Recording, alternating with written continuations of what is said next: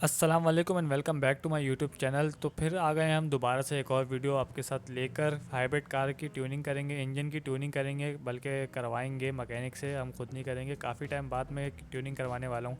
इस कार को 3 साल हो गए और 3 साल में एक भी बार इसकी ट्यूनिंग, कोई मेजर ट्यूनिंग नहीं हुई। तो ये फ़र्स्ट टाइम खुल रही है जब से जापान से ये यहाँ पर चलने के बाद खुलने वाली है। तो ये इसके कुछ हालात हैं। वैसे तो ये चली हुई तकरीबन 12 से 13 हज़ार किलोमीटर ये कराची के अंदर चली है, पाकिस्तान के अंदर। तो इतना कोई रनिंग नहीं हुई इसकी 3-4 साल में, लेकिन फिर भी ट्यूनिंग बनती है 10,000 के बाद। तो हमने इसको खुलवा लिया है अभी ट्यूनिंग के लिए। इसका इंटेक मैनिफोल्ड EGR थ्रॉटल में आपने देखा कितनी गंदगी है। तो ये इसका सेंसर खोलना है, मास फ्लो वगैरह वाला।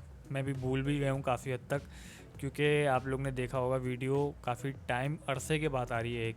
तो मैं तो कुछ मसरूफ़ सा था, इसलिए मैं वीडियो अपलोड नहीं कर पा रहा और इन सब चीज़ों से दूर था। तो ये इसके प्लग वगैरह खोलने, प्लग कैप। और गंदगी काफ़ी हो रही है क्योंकि ये सब कवर ढका हुआ होता है। आपने मेरी प्रीवियस वीडियो देखी होंगी जिस पे मैंने इसको साफ़ भी किया था, इंजन बे को। ये इसका मेरे ख्याल से EGR है। और इसमें आप गंदगी देखो कितनी काला हो रहा है, ये मैं आपको बाद में दिखाऊंगा। जबकि आपने रनिंग देखो आप मेरी कि 12 से 13 हज़ार किलोमीटर कार चली हुई है। तो उस रनिंग पे ये हाल है, जिस पे से मैंने तकरीबन आप मान के चलो कि 7-8 हज़ार किलोमीटर इसको हाई ऑक्टेन पे चलाया है, उससे भी ज़्यादा। तो उस पर ये इसका हाल है। अब इस पर मैं आपको आखिर में एक सरप्राइज़ दूंगा कि पहले जो ये एवरेज दे रही थी जब ये जापान से आई थी, तो 7-7.5 तक का इसने एवरेज फुल लीटर पे शो किया था कि इतना चलेगी भाई 750 किलोमीटर। और अभी मैं आपको एक सरप्राइज़ दूंगा। फिर इसने गिराते गिराते आज की डेट में ये आ गई थी तकरीबन, इसका आप हालत देखो, ये EGR कैसा काला हुआ पड़ा हुआ फुल। तो अभी इसको हम क्लीन करवाएंगे ताकि इसका एवरेज वगैरह सारा पेट्रोल वगैरह सही हो।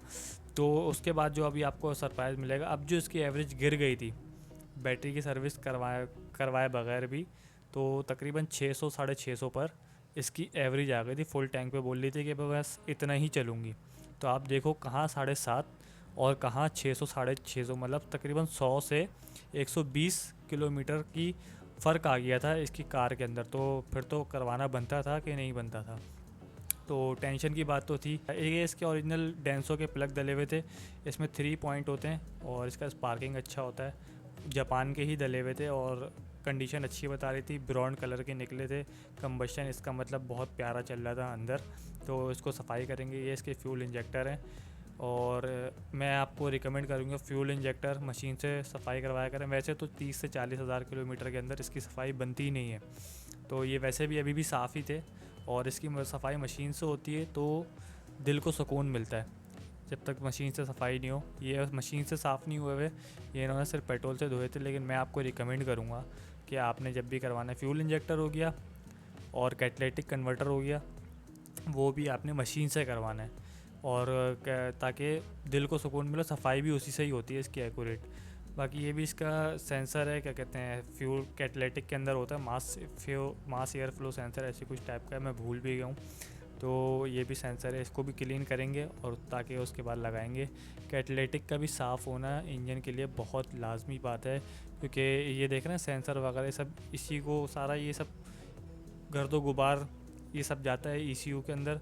और वो फिर देता है कि भाई इतना पेट्रोल फेंकना है, उस जाहिर सी बात है फिर वो ज़्यादा पेट्रोल फेंकती है तो आपका काम ख़राब होता है। ये मैंने बैटरी की वीडियो बनाई थी, अगर सर्विस की, अगर आप उसको जाके देखना चाह सकते हो तो देखो। अब आप इसमें देखो कि टोटल बॉडी क्लीन हो रही है इसकी। बटरफ्लाई पे कितनी गंदगी आई हुई है। अभी ये देखो भाई साहब पेट्रोल डालेंगे तो कितनी गंदगी निकल के आ रही है।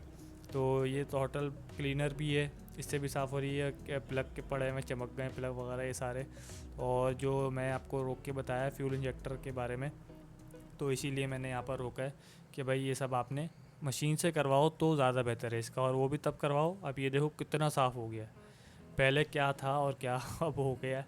तो इसीलिए भाई ट्यूनिंग ज़रूर, मैं तो आपको रिकमेंड करूँगा भाई 10,000 किलोमीटर पे आप लोग अपनी नॉर्मल गाड़ी भी हो या हाइब्रिड गाड़ी हो, उसकी ट्यूनिंग लाजमी करवाओ। चाहे आप हाई ऑक्टेन पे चलाते हो या आप सादे पेट्रोल पे चलाते हो, आपने ट्यूनिंग लाजमी करवानी है। आप मुझसे सबक ले लो, और ये मैं रिकमेंड कर रहा हूँ। चाहे आपका दिल ना भी माने ना, आपने लाजमी रिकमेंड ट्यूनिंग करवानी है मेजर 10,000 पे।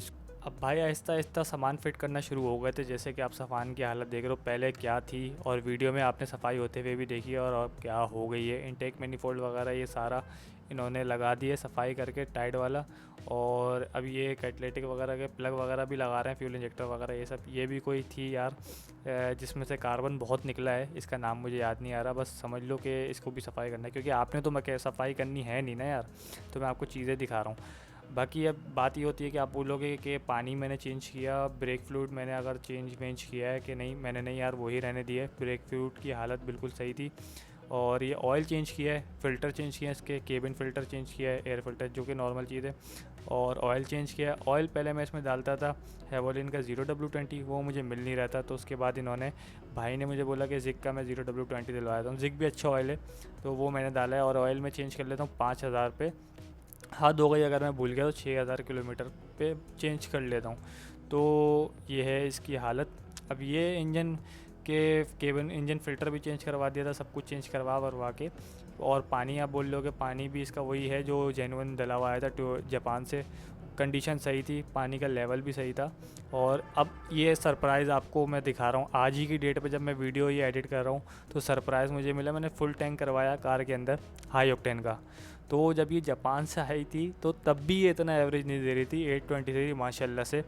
तो अब ये 823 फ़ौरन पेट्रोल लगाने के बाद इसने ये सरप्राइज़ मुझे दिया, बैटरी की सर्विस भी करवाई और कार की ट्यूनिंग भी करवाई। तो अब आप अंदाज़ा लगा लो कितना मेजर फ़र्क पड़ता है ट्यूनिंग करवाने से। तो ये है आज की वीडियो। आपको, आई होप आपको समझ आ गया होगा कि हाइब्रिड बैटरी की सर्विस और इंजन की ट्यूनिंग कितनी ज़्यादा मायने रखती है, कैटलिटिक कन्वर्टर वगैरह ये सारी चीज़ें, और एक अच्छा ट्यूनिंग करने वाला भी। तो आई होप आपको ये वीडियो पसंद आई होगी, इन्फॉर्मेटिव वीडियो लगी होगी। तो वीडियो को लाइक कर दें ताकि आगे से आगे वीडियो चलती रहे। तो मिलते हैं आपसे नेक्स्ट वीडियो में। अल्लाह हाफिज़।